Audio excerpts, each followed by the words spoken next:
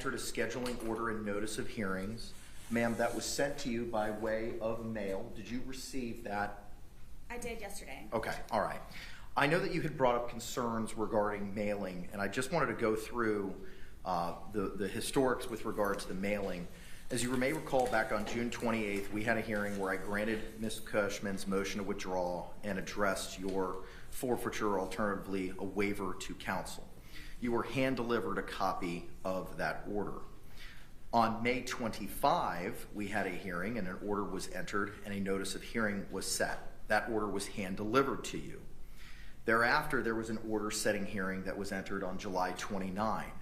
That letter, or that order rather, was sent to you at P.O. Box 9109, Seminole, Florida 33775, which is the Orange County Corrections Department mail address for general inmate mail. That was remedied the next day. On July 30th, a certificate of service was entered to the appropriate address, identifying you, your inmate number, FDC-B4, P.O. Box 4970, Orlando, Florida 32802, which is the address that you had placed in your motion and your notice. That certificate of service included the notice of filing of the memorandum from the Orange County Corrections Department, Security Operations, and there was also a certificate of service providing you the Justice Administrative Commission's response to motions seeking due process costs. The next mailings was a notice of mailing of documents by your former attorney, Patricia Cashman, which was the transcripts of depositions of Detectives Chelsea Copsell and Scott Lowen, which were taken on May 7th, 2024. That was e-filed on August the 1st, 2024, and mailed to you with address to you, your inmate number, FDC Dorm B, P.O. Box 4970, I apologize, P.O. Box 4970, Orlando, Florida. Did you receive those deposition transcripts? I did. Okay. Then the notice of delivery, do you recall when you received those transcripts? Everything that you are stating was received on Monday. The 5th? Correct. Okay. The next was a notice of delivery of digital copies of documents that was e-filed by your former attorney, Patricia Cashman, on August 1, 2024, which provided the transcripts of depositions of Detectives Chelsea Copsell and Scott Lowen taken May 7, 2024 to Billy Lane on August 1st, and that was mailed to you at the same address we've been addressing, P.O. Box 4970 on August 1. Did you receive that notice? I'm sorry, what was sent that for? Notice of delivery of digital copies of documents, which reflected the deposition transcripts of the detectives I just identified to Mr. Lane. To be honest with you, I don't know. It was a lump sum of a giant amount of paperwork, and I haven't gone through it yet. Okay. They had me sign about 4 or 5 different documents, so. Okay. For receipt. And the last was a certificate of service that was just e-filed on May the 5th, which was provided to you as well on August the 5th. It was provided to you on August the 5th at the P.O. Box we've identified by way of U.S. mail, which was a copy of the order authorizing the defense to incur costs for private investigator and the scheduling order and notice of hearings entered August 5, 2024. Have you received both of those? I did, and I had questions on that, please, whenever. In just a moment, ma'am. So I know that there was a concern with regard to mailing and things purportedly not being timely provided to you. There was only one order, the order of July 29th, which was sent to the general mail delivery, and that was remedied the exact next day on July 30th. So that clerical error as to the wrong address was remedied one day after the original order was sent out on July the 29th. I just wanted to put that on the record and again, identify for you, ma'am, that nothing's being withheld from you and everything is being timely served to you as required. Now, you had questions about the JAC order. I will revisit those in just a moment. I've got a sticky with regard to that. And I was going to say, please, if I may, about the address. There were 2 or 3 different documents that were uploaded to the tablet. So those 3 documents, without knowing specifically which ones they are, those were also sent to P.O. Box 9101. I don't know what you're talking about. You were talking about supposedly just one document that was mailed to the incorrect address. It was more than one. That's not correct. Court scoured the court file this morning, ma'am. The court has not filed anything other than what I've identified since that June 28th order, where you were representing yourself pro se. So that is incorrect. Is it something that I need to record and bring back, or is it that big of a deal? I can't answer that question. That may call for me providing you legal advice. Okay. But I can't tell you that other than the July 29th order, which was remedied the next day, everything has been sent to the appropriate legal mail address as provided by the Orange County Jail. We've had this hearing today to address a couple of things based on the scheduling order and notice of hearing that was entered August 5. The first was the digital evidence issue. I've been advised, I think through Mr. Lane, who I do see in the courtroom. Mr. Lane, if you could come on up, sir, so Madam Clerk can swear you in.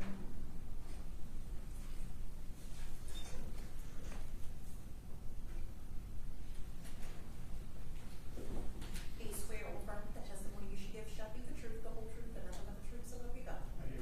All right, Mr. Lane, good morning, sir. Can you state your full name and your affiliation with Prison Break Investigations, please? Billy Lane, Chief Investigator, owner of Prison Break Investigations. Okay. I understand part of the order from Monday was regarding the state's digital evidence. I understand that may have been provided on a USB drive to you, Mr. Lane. I want to hear from the state with regard to that first. So either Mr. J or Mr. Cacciatore. Yes, Your Honor. We have tendered to Mr. Lane a copy of our the exhibit list with our expected items of evidence that will be received, along with expected witnesses that, to be called at the trial. A copy of that was provided on the USB with the exhibits, the witness lists, also proposed jury instructions and a stipulation as to victim ID for her review as well. Okay. And when was that provided to Mr. Lane? Just now. Okay. All right. The witness and exhibit list that is included on that USB, do you have hard copies? I do, Your Honor. I would like to file them in open court. That was going to be my next question. Okay. And I have a copy for defense. Okay, very good. As well. Debbie Bruce, if we can get the copy of the witness list and the exhibits and take that from Mr. Lane and provide it to Ms. Boone. And Your Honor, the state's position is that given that our exhibit list contains within it a witness list as well, we would ask that that document be sealed the way the witness lists are routinely sealed. A copy of that request to seal is there with the notice of the witness list on the initial page before our notice of the exhibit list. What I have in front of me is the notice of provision of witness list and then the notice of expected evidence and witnesses in trial. I don't have an order or... It wouldn't be an order. It would just be that first document you read, reference, the notice of provisional witness list. Got it. Okay, thank you. All right. Anything else with regard to the expected evidence and digital evidence? No. Okay, so just for my own understanding, there are 9 files on the USB drive that are digital in nature. Is that correct? Yes. Okay, all right. And those are all on the USB drive that is going to be provided to Ms. Boone? Yes, they're broken down by folders. And the folders, or the names of the folders, do they match the names in the digital evidence list? They roughly match. I believe that on there may be some slight change of terminology from, I believe, files found on iPhone as opposed to Suitcase, videos, and still shot. Okay, all right. State, anything else to add with regard to the digital evidence? No, I also have a copy of the thumb drive as well that Mr. Lane has had an opportunity to copy for his client that I can tender to Mr. Lane to tender to his client. Is that different that we've already given him? He had an opportunity to copy it, but this would be their copy to retain. Okay, all right. So you can go ahead and provide that. Do you want to mark that as an exhibit for the purposes of the hearing? I guess not, since it's going to be transferred directly to Mr. Lane. Correct. Okay, all right. You can go ahead and give that to Mr. Lane. All right. Ma'am, or Mr. Castore, any other questions? Anything else you want to bring to my attention with regard to the digital evidence? No, Your Honor. Okay. Ma'am, have you had the opportunity to review the notice of expected evidence and witnesses at trial document that was just provided to the court and yourself this morning? I did. Okay. Do you have any questions with regard to the digital evidence, which are paragraphs 1 through 9 on the first and second pages of the notice? I don't know what the majority of them are. Is this part of the evidence that was supplied to me on all of the USB drives that was supplied also? Yes, this is a pared down. All of the items referenced in our notice and provided on the USB have already been previously disclosed and given to defense. Okay. Any other questions? Yes. Yes, on the USB drives for the laptop, it's not compatible with the USB drives for some of the files, so I cannot open a majority of what are on both of the USB drives. What do you mean you cannot open a majority? What can you not open? I don't know specifically which files. I know that some of them come up as videos, some of them come up as JPEG, some of them come up as different formats. But there's an entire page of multiple icons that come up, and every time I try to open one, it won't let me review it. Okay. So I don't what know. What does it say? I don't know. I moved on from that to try to go to other programs, so I don't know. I figured it would be something that I might be able to speak to Billy about when he came to see me early next week. So, but I'm just stating to the court now that's one of the problems that I'm having with the laptop. But you said it's a majority. But you can't identify specifics for me, and that's what I'm trying to figure out. What is it that you're not able to look at? It doesn't identify what they are because of the amount. When I click on a particular file, there's a file inside of a file inside of a file. So when I try to open one of the files, all these different icons come up. So if I try to click on one, it says unavailable. So I keep trying to go to the next one, the next one, and the next one, but they're all the same format, so I can't open any of those. Okay. And how many times has that happened? The one time One that file, 10 files, 20 files, 50 files, or was it just a one time and then you moved on to something else? I don't know how many files were in it because I didn't bother to waste my time on trying to open. I believe I tried to open about 8 or 9 of them, and then I just moved on from that folder into another folder. And the other items in the other folder, were those accessible? Were those viewable? For the most part, yes. I have not had a moment I don't know what to. for the most part means. I haven't had time yet to explore everything due to the dorm environment. So as soon as in the amount of information, the vast amount of information that he has on there, I'm trying to figure out a way where I can sit in it. I have a letter to you that I wrote to the captain, a copy for you, so you know what I'm trying to work on in order for privacy to be had. So I haven't explored both USB drives to the fullest potential that I possibly can yet. Just from the moment that I have attempted to do so, the one problem I have had was with the one folder with many icons in it. I attempted to open about 8 or 9 of them, could not, so I moved on to whatever was next. Okay, all right. Hey. I could add to that everything that we have provided on this USB file, we have checked. It's all on standard formats. For instance, the public surveillance video that's referenced in our notice, we included both the original Publix files from there, and then we also had those files converted to VLC because they are easier to play in VLC. So if she clicks on that folder, she can click again on a subfolder, and she will find the VLC files for where the Publix video has been converted. So everything in there should be standard JPEG, VLC, and also believe an MP4 for some audio-only files. Okay, all right. Ma'am, do you have any other questions with regard to the digital information or digital evidence identified in the notice that the state's provided the court and yourself this morning? That was what was just handed to Mr. Lane. So, Mr. Lane, you and I would go over that when you and I meet. I will be meeting with you tomorrow. There is a concern that I will not be able to transfer this to Ms. Boone through the jail protocol. I have a remedy for that. With regard to, well, let me finish with the digital. Any other concerns, ma'am, as to the items identified in this notice? Until I'm able to open them and see them, no, I do not. Sure. Okay. State, anything else we need to talk about with regard to that issue? Not in regards to that issue. Okay. All right.